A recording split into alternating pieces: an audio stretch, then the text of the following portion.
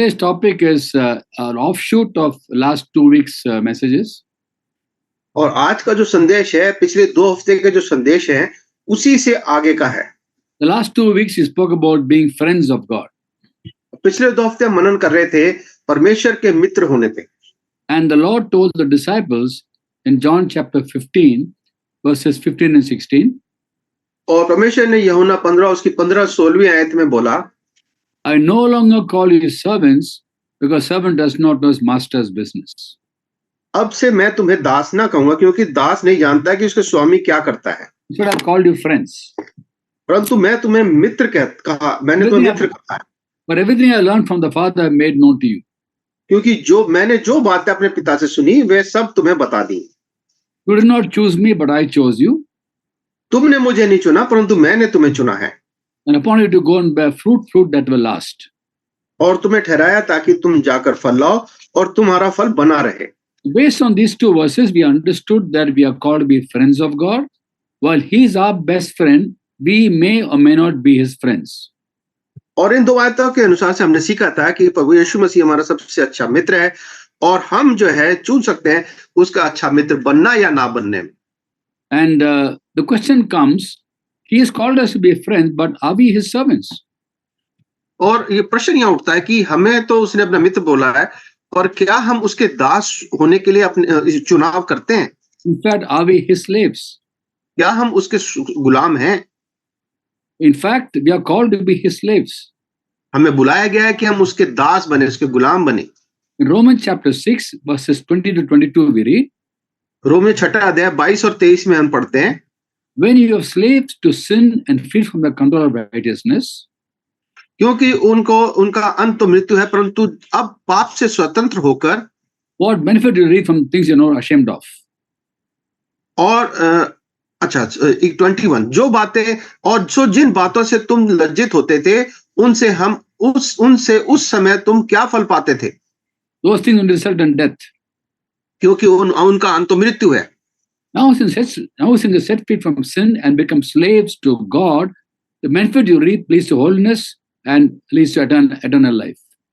परंतु अब पाप से स्वतंत्र होकर और परमेश्वर के दास होकर तुमको फल मिला जिससे पवित्रता प्राप्त होती है। Now the word in Hindi, the word das actually is gulam. It's not das. In the Greek Bible, it's doulos, D-O-U-L-O-S.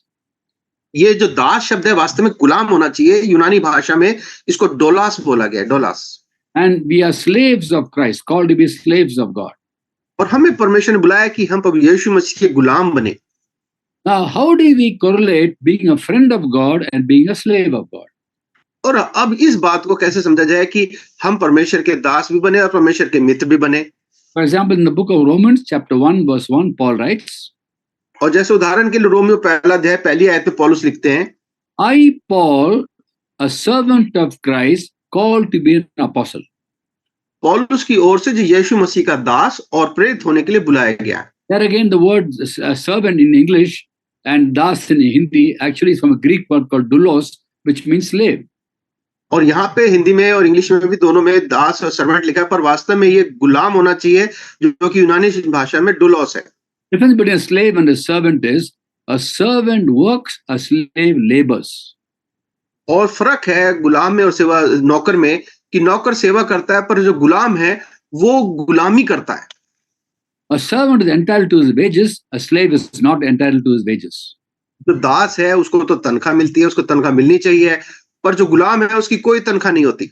So how do you correlate? They seem to be contradictory. Are we friends or are we slaves? अब ये दो बातें दोनों विरोधाभास दिखती हैं, पर क्या हम उसके दास हैं, गुलाम हैं या उसके मित्र हैं? We are actually both. और वास्तव में देखें तो हम दोनों ही हैं। We are friends of the Lord Jesus Christ insofar as we put his concerns above our needs. We are true friend to him. We listen to him.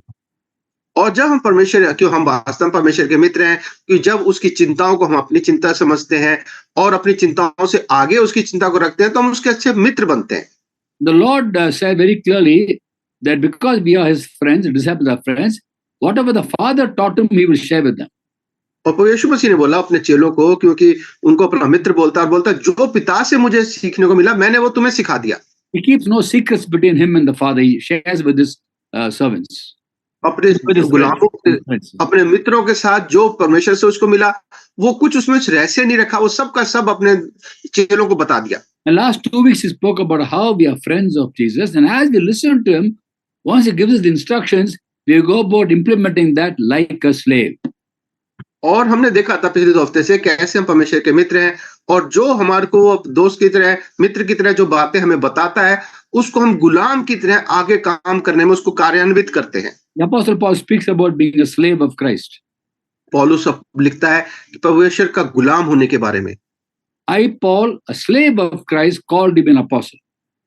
मैं पौलुस परमेश्वर का गुलाम होने के लिए बुलाया गया और उसके प्रेरिताई के लिए बुलाया गया। When the Lord met him on the road to Damascus, he asked him a question. Saul, Saul, why do you persecute me? और पौलुस, परमेश्वर ने, यीशु मसीह ने जब पौलुस को दर्शन दिया दमिश्क के रास्ते में, उसे पूछा कि हे पौल तू मुझे क्यों सताता है?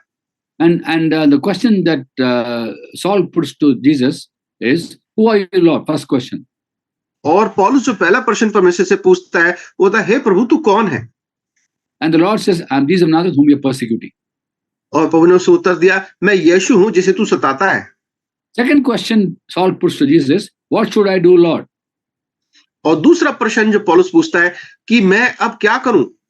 The second question revealed the heart of Saul that is willing to do whatever God wants him to do.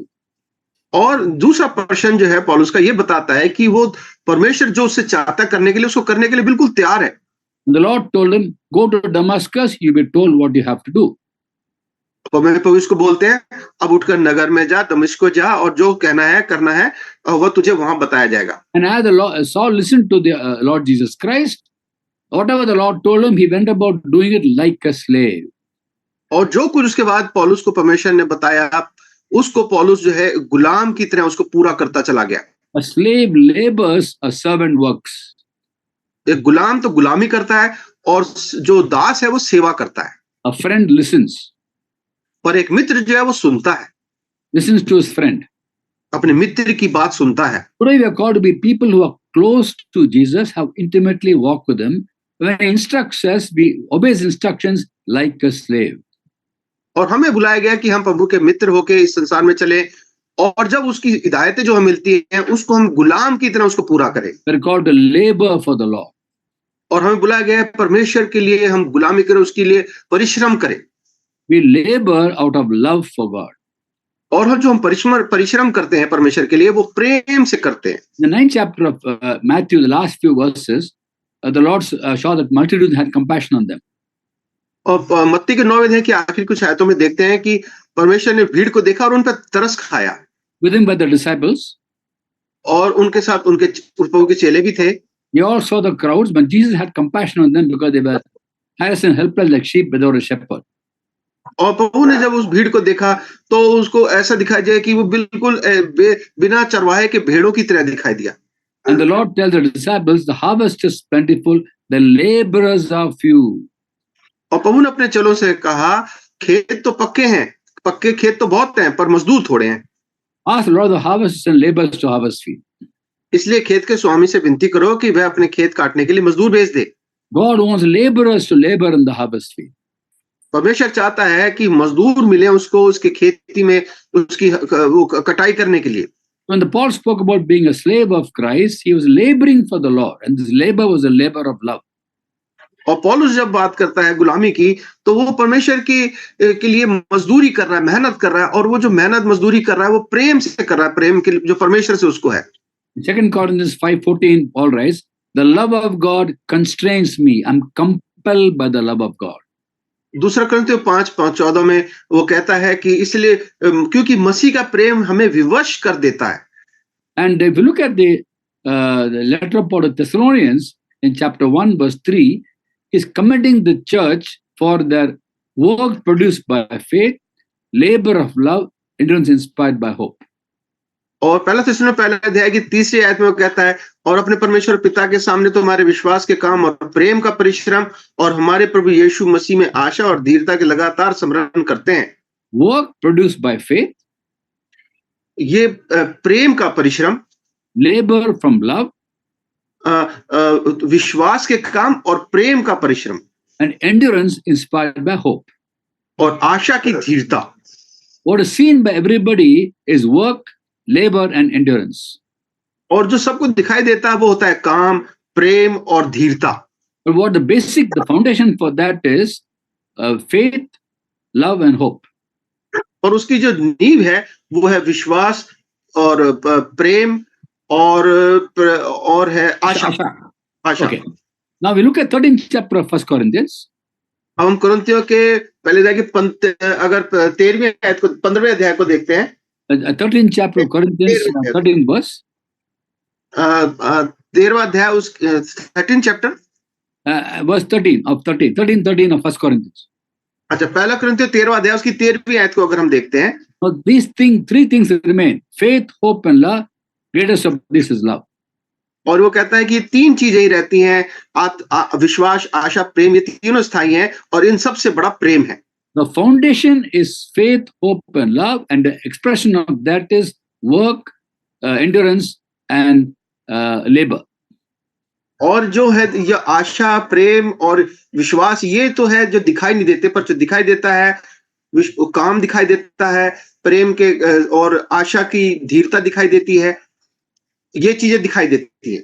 When you think of the word slave in modern terms in the contemporary world, we think of slave as being a person oppressed by the masters, exploited by the masters, the very negative activity.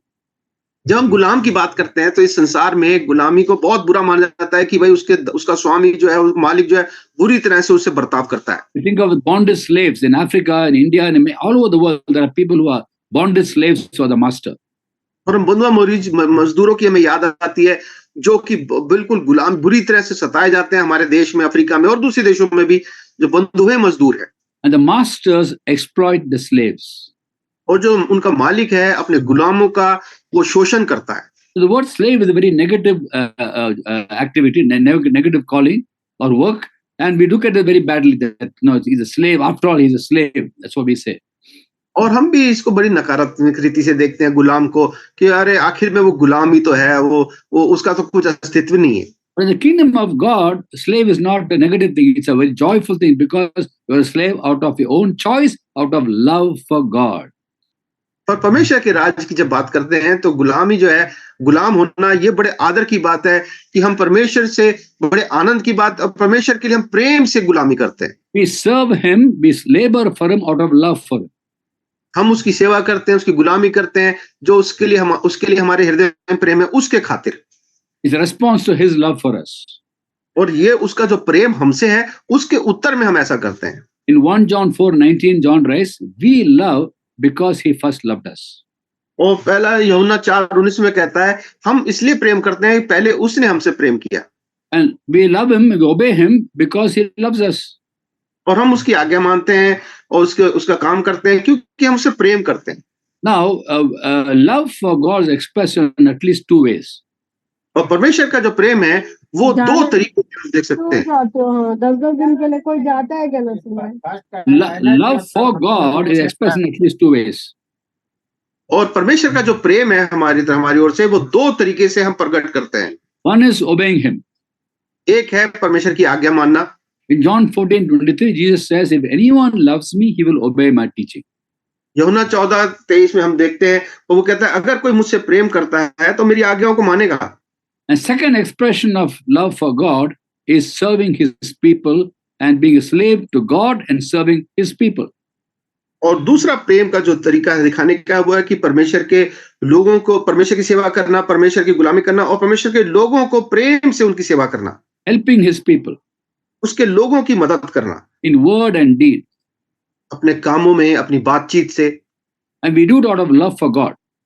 और ये हम करते हैं परमेश्वर के लिए जो हमारे हृदय में प्रेम है उसके कारण से। In Hebrews chapter 6 verse 10 we read, इब्रानियों 6 अध्याय उसकी 10वीं आयत में हम पढ़ते हैं, God is not unjust. He will not forget your work or the love you have shown him as you helped his people and continue to help them. क्योंकि परमेश्वर अन्यायी नहीं कि तुम्हारे काम और उस प्रेम को भूल जाए जो तुमने उसके नाम के लिए इस रीति से दिखाया कि पवित्र लोगों की सेवा की और कर भी रहे हो। Now we do it out of love for him. और ये हम परमेश्वर के लिए जो प्रेम है उसके खातिर हम करते हैं। Slaves of this world who have earthly masters work, they labor out of compulsion and no joy. और इस संसार के जो गुलाम है वो अपने मालिक की सेवा करते हैं, वो आनंद से या प्रेम से नहीं करते, वो मजबूरी में करते हैं। The slaves of God do it willingly and joyfully out of love for Him. और परमेश्वर के जो गुलाम हैं वो अपनी इच्छा से, बड़े खुशी से, उसके प्रेम के कारण उसके लिए सेवा करते हैं। The common factor in both is we work hard. और दोनों में एक बात तो है कि दोनों जो है बड़ा मेहनत करते हैं। One is out of compulsion, other is out of love.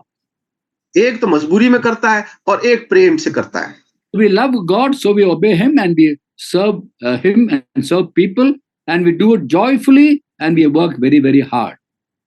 तो हम जब परमेश्वर से के लिए सेवा करते हैं, उसके लोगों की सेवा करते हैं और बड़े आनंद से करते हैं, और जो परमेश्वर ने हमारे से प्रेम किया उसके कारण से करते हैं, बहुत ज्यादा मेहनत करते हैं। In the Old Testament time, we read in Jeremiah 48 chapter verse 10, और पुराने नियम में यिर्मयाह 48 उसकी 10वीं आयत में पढ़ते हैं, woe to those who are lax in doing God's work.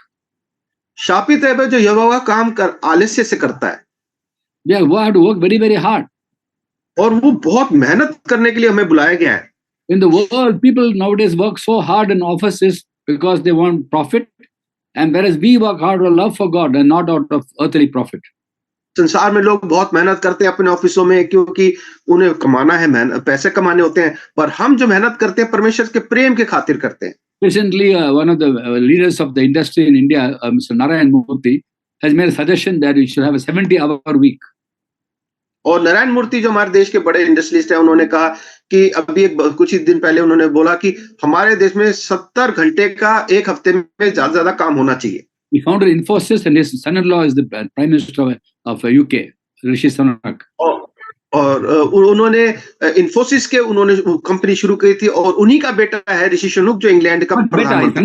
son-in-law, not son. दामाद, sorry. And now he suggested 70 hours of working. When he was working, he used to get up early morning, start at 6:30, 70 hours he used to work for all these years.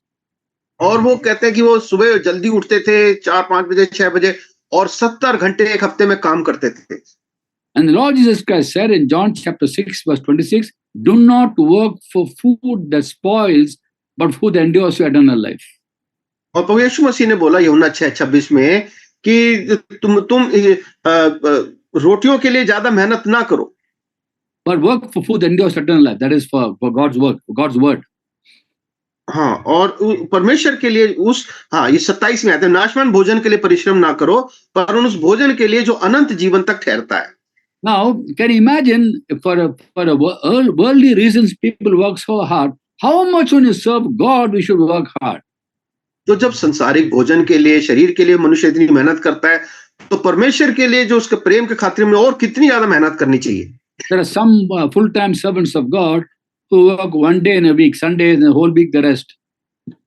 और परमेश्वर के कुछ सेवक ऐसे भी हैं जो पूरे हफ्ते में एक दिन काम करते हैं, बाकी पूरे 6 दिन विश्राम करते हैं। We are called to be people who work 6 days a week and 7th day we rest. हमें बुलाया गया कि हम 7 दिन मेहनत करें, पर हम पूरे हफ्ते मेहनत करें, और पर हम जो है एक दिन काम करते हैं, बाकी दिन विश्राम करते हैं। And some servants of God work on a Sunday and 6 days they rest. पर परमेश्वर के कुछ सेवक ऐसे हैं जो सिर्फ इतवार को काम करते हैं, बाकी 6 दिन विश्राम करते हैं। Opposite of the world, and we must work even more harder for God.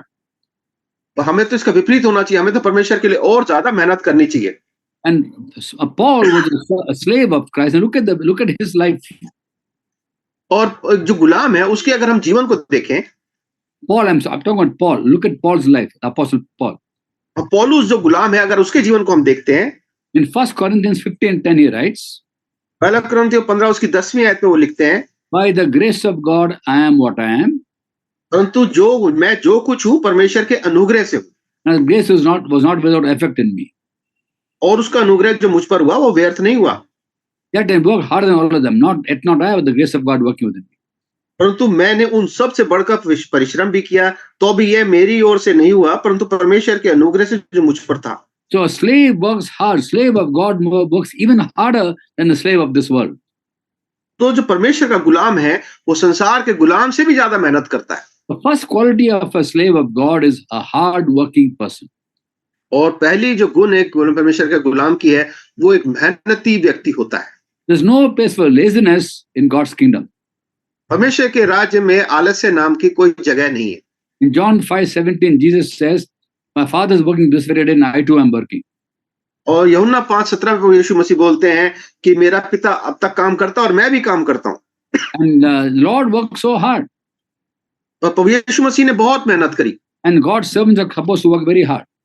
और हम जो परमेश्वर के जो सेवक हैं, गुलाम हैं, हमें भी बहुत मेहनत करनी है, We're investing in God's kingdom. क्योंकि हम परमेश्वर के राज्य में निवेश कर रहे हैं। Yes, there are times for us to rest also. और इसमें जरूर हमारे को विश्राम का भी समय होता है। The Lord was concerned about his disciples to rest also. हमेशा अपने चेलों की चिंता करते थे, उनके विश्राम की चिंता करते थे। In Mark chapter 6:31, he told them, "Come with me by yourself to a quiet place and get some rest." और मरकुस 6:31 में प्रभु यीशु मसीह बोलते हैं कि तुम आप अलग किसी जंगल स्थान में जाकर थोड़ा विश्राम करो। Come with me to a quiet place and get some rest. हाँ, तुम आप अलग किसी जंगल स्थान में आकर थोड़ा विश्राम करो, मेरे साथ आके मेरे साथ विश्राम करो। And when they went there, or there were people already there knowing that Jesus is going there. और जब वो वहां पहुंचे तो वहां पे और लोग पहले ही पहुंचे हुए थे, उन्हें पता था प्रभु यीशु मसीह आने वाले हैं। And the Lord began to minister to them. और प्रभु उनके साथ उनकी सेवा करने लगे। Probably his disciples were resting, but he was working. और उसके चेले तो विश्राम कर रहे थे, पर प्रभु यीशु मसीह फिर भी काम कर रहे थे। And then you find in Mark chapter 1:35, और मरकुस 1 उसकी 35वीं आयत में हम पढ़ते हैं, what Jesus written in Capernaum, और प्रभु यीशु मसीह कफरनहूम में उनके बारे में लिखा है, very early in the morning, when it was still dark, he got up, left the house, went to a solitary place where he prayed. और भोर को दिन निकलने से बहुत पहले वह उठकर निकला और एक जंगली स्थान में गया और वहां प्रार्थना करने लगा। Now you begin to wonder, he got up so early in the morning, maybe previous night he slept early. और जब हम सोच देखते हैं कि वो भोर को सुबह जल्दी उठा, तो इसका मतलब कि वो उससे पहली रात को जल्दी सो गए होंगे। That is not the case. पर ऐसा नहीं हुआ। The previous evening at sunset, people came all over the area to the house where he was staying, Peter's mother-in-law's house, and to be ministered by him.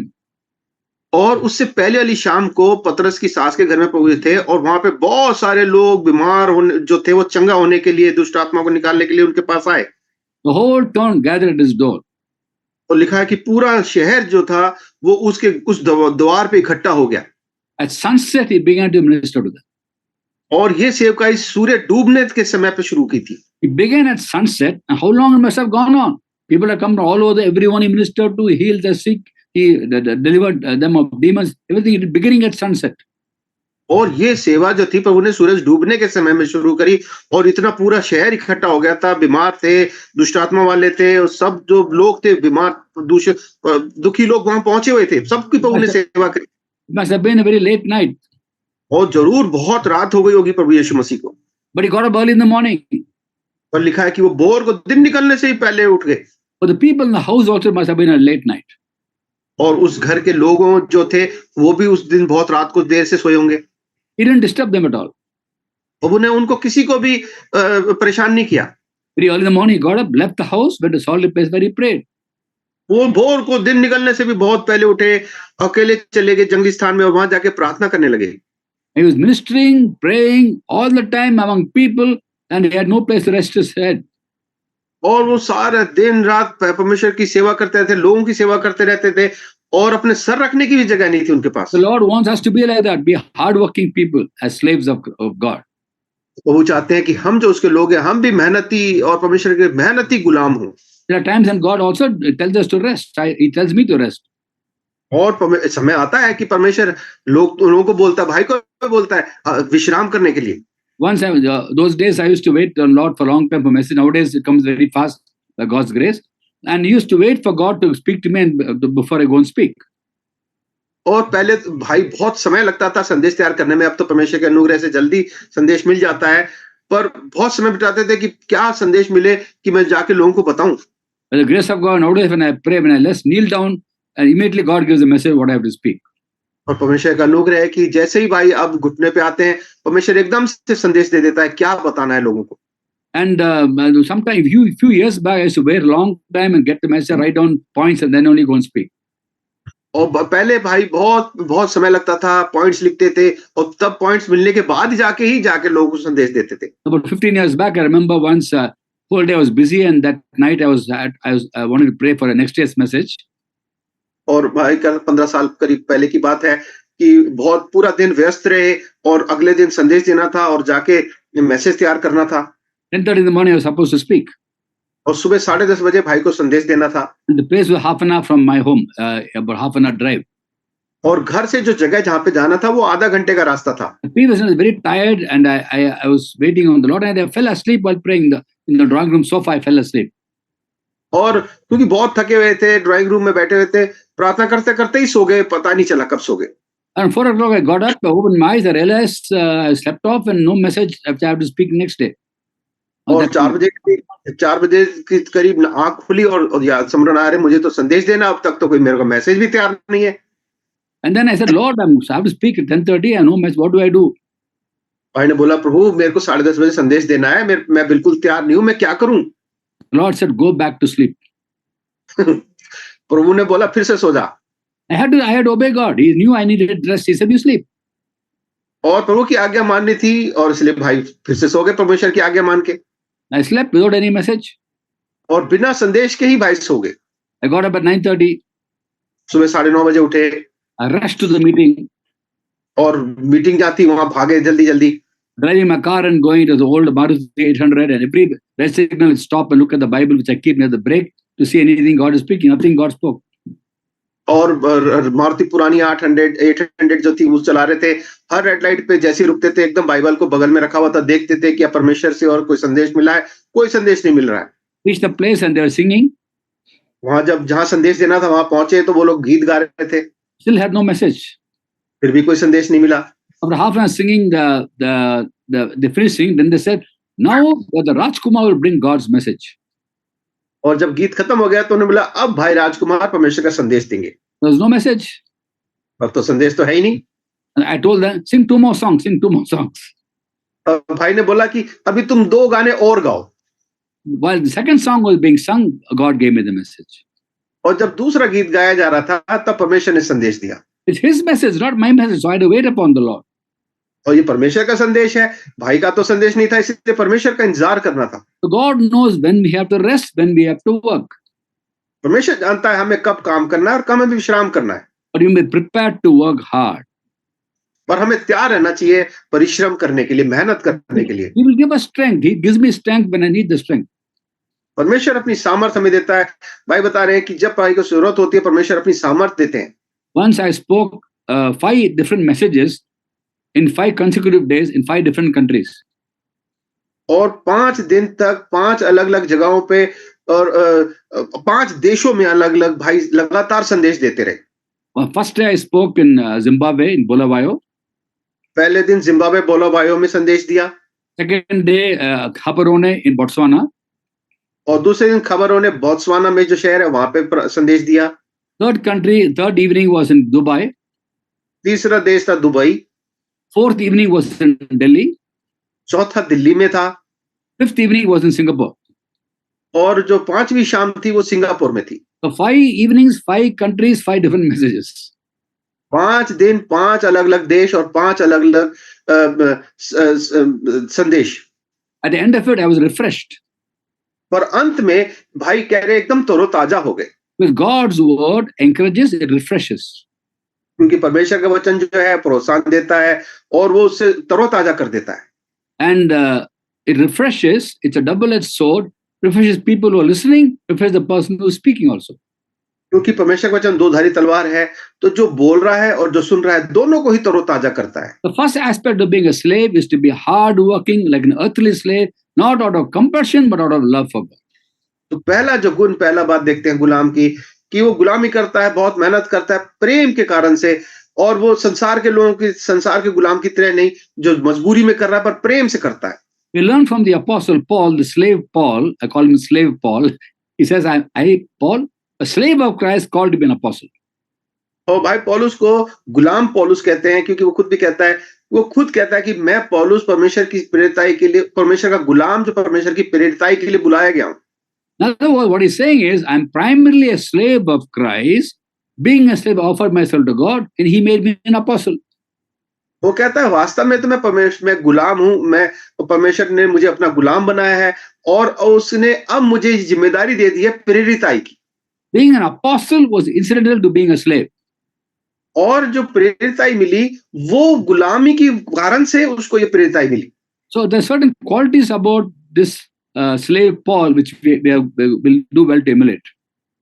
और पौलुस जो गुलाम है उसके अंदर कुछ गुण है जो बहुत जरूरी है, बहुत बढ़िया है कि अगर हम भी उसका अनुसरण करें। And he himself says, I Paul, he says, follow me as I follow the Lord. 1 Corinthians 11:1. 1 Corinthians 11:1. पहला कुरिन्थियों 11:1 में पौलुस कहते हैं कि तुम मेरी सी चाल चलो जैसा मैं मसीह की सी चाल चलता हूँ। Number one, he was hardworking person. पहली बात कि वो एक बड़ा मेहनती व्यक्ति था। Number two, he was faithful. दूसरी बात उसकी थी कि वो विश्वास योग्य था। Every slave is called to be faithful to the master. हर एक गुलाम को बुलाया गया कि वो अपने स्वामी के लिए विश्वास योग्य बना रहे।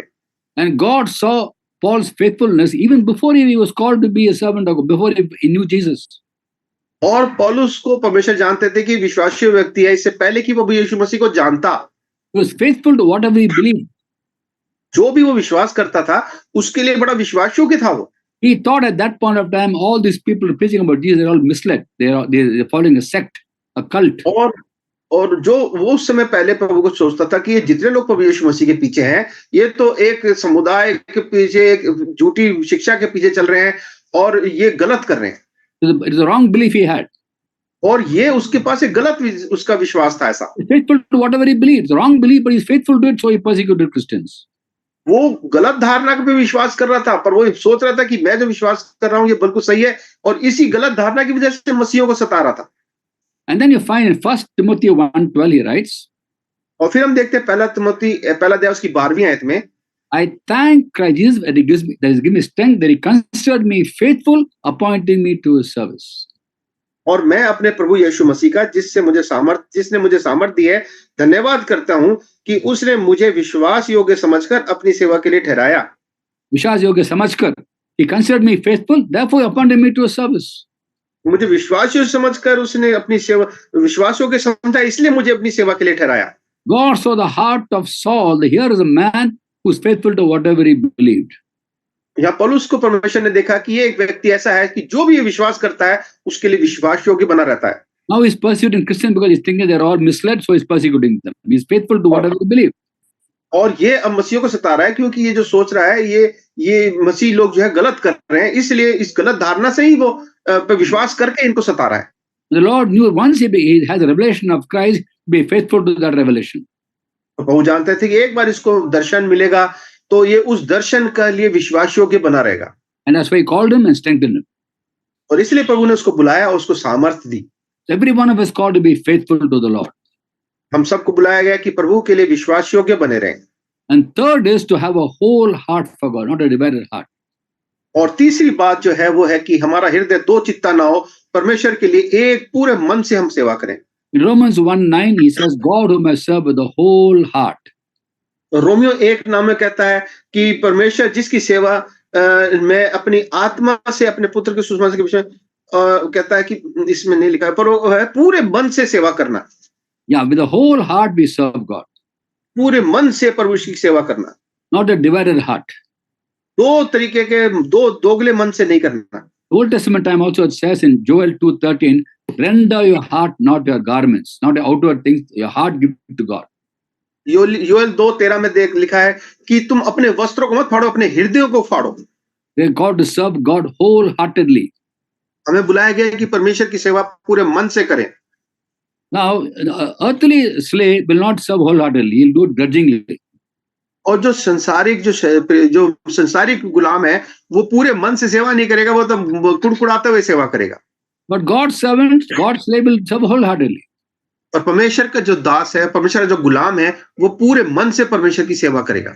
So Paul was faithful to God; he served God wholeheartedly. Third, he served God with sincerity. और फिर उसने पूरे परमेश्वर की सेवा मेहनत से करी, पूरे मन से करी, और तीसरी बात पूरी सच्चाई से करी, निष्ठा के साथ।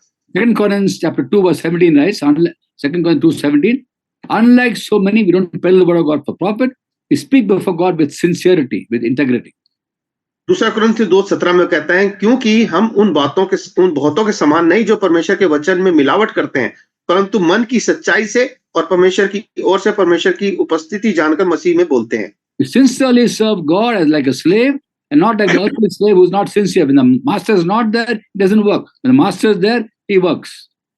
वो कहता है कि हम पूरे परमेश्वर के वचन में पूरी कोई मिलावट नहीं करते, मन की सच्चाई से सेवा करते हैं, क्योंकि जो संसारिक गुलाम है, जब तक स्वामी सामने तब तक काम करता है, स्वामी नहीं है वो नहीं करता फिर। And Paul says there are many people who peddle the word of God for profit. For money they work. और वो कहता है कि बहुत से लोग जो ऐसे हैं जो परमेश्वर की सेवा सिर्फ पैसे के लिए करते हैं। Unlike so many, we don't peddle the word of God for profit. और ऐसे बहुत सारे हैं, पर हम जो है परमेश्वर की सेवा किसी कमाने के लिए नहीं करते। Our motivation is right. It's not unholy. It's a holy motivation. हमारा को जो चीज उत्साहित करती है वो पैसा नहीं है, पर हमारा मनो जो वो सेवा करने का मकसद है, पर वो की सेवा करना वो प्रेम से है।